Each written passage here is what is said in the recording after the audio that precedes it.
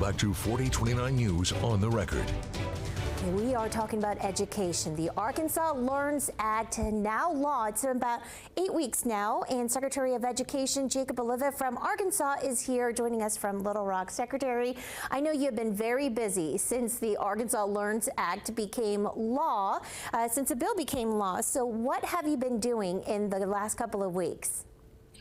Well, we made a commitment when the bill was signed to get out and meet with all of the superintendents, all of the school districts, and engage with the people that have the boots on the grounds to talk about what are the next steps, what are the impacts of this legislation, and how can we support as an agency school districts with moving forward. So we actually did about a 16-stop tour where we met with every educational cooperative and every superintendent right there in their community to explain the bill, to hear what they had questions about, and talk about next steps. So in the last 4 weeks, I have driven over 5,000 miles on the highways in the great state of Arkansas, getting to in-person visits. I know that you've also been meeting with some charter schools to talk about their concerns and hear from them as well. What are you learning from the superintendents? What are they telling you about the Learns Act and how they can make it work in their district? You know, overall, when we leave the meetings and the visits, there's a sense of excitement, a sense of relief, because we're able to clarify what some of the language means.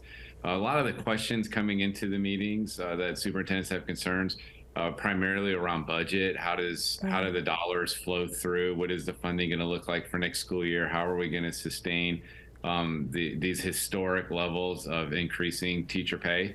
And once we walk through the models and we're able to share the data and show them the information and how this is going to be sustained in the future, they left with a lot better feel about next steps and a big sense of relief and a sense of excitement on how they're going to roll up their sleeves and make this work. Now, Secretary, we're seeing some school districts have meetings already talking about the salary raises for teachers, particularly the extra $2,000 that many teachers will be getting. For example, the Rogers School District recently voting, approving that. So are you seeing that statewide?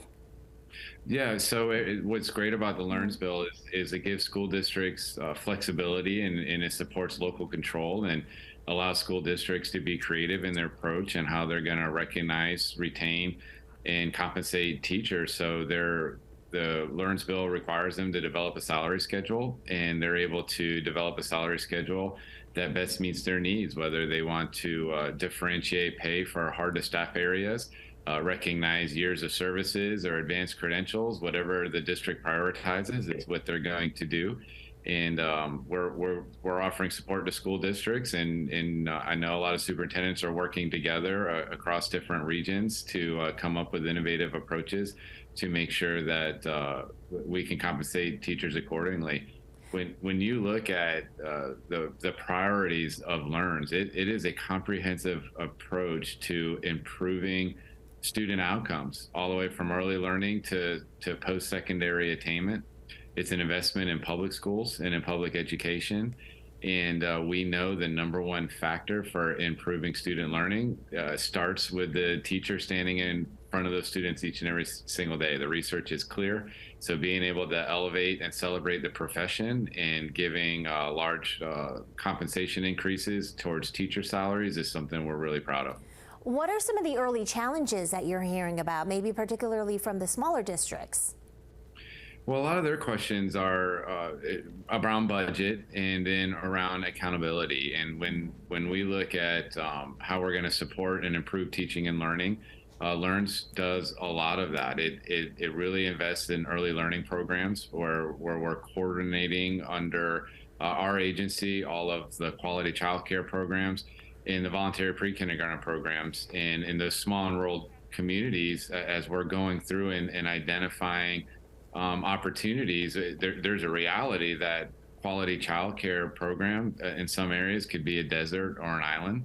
And we have parents that want to participate in early learning environments, and access is an issue. So we're going to work with local community leaders, educational cooperatives, faith-based organizations, businesses, civic organizations to see if we can be innovative in our approach to providing access to those programs. we know when students come ready to learn in kindergarten, they typically do better. So the small and rural communities want to know how they can make sure that they get access to the training, access to the literacy coaches, and make sure they have a seat at the table, and we're committed to making that happen. All right, Secretary of Education from Arkansas, Jacob Oliva. Secretary, we want to talk a little bit about the implementation of it, the work groups, the applications to be involved in these work groups. We're going to talk about that when we come back in 2 minutes. We're back here with Arkansas Secretary of Education, Jacob Oliva, talking about the LEARNS Act, implementing it here in the state. Now, Secretary, I know you've had a very busy 8 weeks since the bill became law, and now we're in this work group mode right now with the education co-ops and how people can apply to be a part of these work groups. Tell me a little bit about that, the applications that you're getting, and what people can do to get involved. Yeah, so next steps, a lot of times when legislation gets signed into law, it'll task agencies to go through what's called the rulemaking process, where we take the policy of the law and then put the rules around how we're going to implement that and be a little bit more clear in how the process are going to work out as we support school district. And those rules go to the State Board of Education to be considered for formal adoption. And to help support that process, we've been committed to doing that in a clear and transparent manner. And we have put out a call to establish work groups and ask for anybody to volunteer to be a part of the work group. We identified six work groups that we know we want to establish to help with the rules writing and development process. And through that statewide call, we received over 1,200 applicants for people that said, we're interested and we'll do whatever we can to support you in moving this important work forward. So we established a website here at the agency that's dedicated to LEARNS. It has links to all of the policies. It has links to all of the executive orders and our agency's reports and responding to executive orders that had 90-day timelines for the work that we had to evaluate as a state.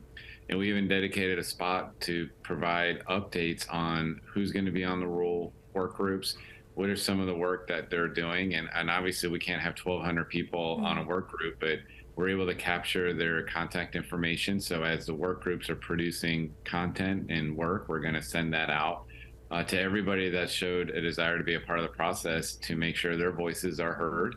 Because when we take these recommendations to State Board, we want to make sure we're doing that with fidelity and of course that we get it right. Can you give us a little glimpse of the timeline of when these recommendations will go to, I guess, the Rules Committee, when they'll be written, and how that kind of plays out? So it's a little bit more nuanced than just giving an exact date, but most of the rules per statute require us to be done with the process by July 1st of 2024. However, with the implementation of some of the policies, we have to prioritize some of the rules that we need to get solidified so that we can get the programs up and running for the 23-24 school year. So establishing the parameters around the scholarship accounts in the Freedom Fund is something that we're going to prioritize, because we need to get that information out to parents and communities on how they can participate, because we know they're making choices about their educational opportunities for their families now for next school year. So we're going to see those work groups come together probably a little bit faster than some of the other detailed ones that we know don't need to be across the finish line until next summer. All right, Secretary of Education Jacob Oliva, thank you so much for joining us to talk about the LEARNS Act, and we're also including a link to that portal as well. Thank you. Thank you so much. And thank you so much for joining us for this 4029 News on the Record. We want to know what issues are most important to you as the voter. Email us at 4029 at 4029tv.com and visit our website 4029tv.com for more political coverage. We'll see you next week, same place, same time, as we continue our conversations with area newsmakers.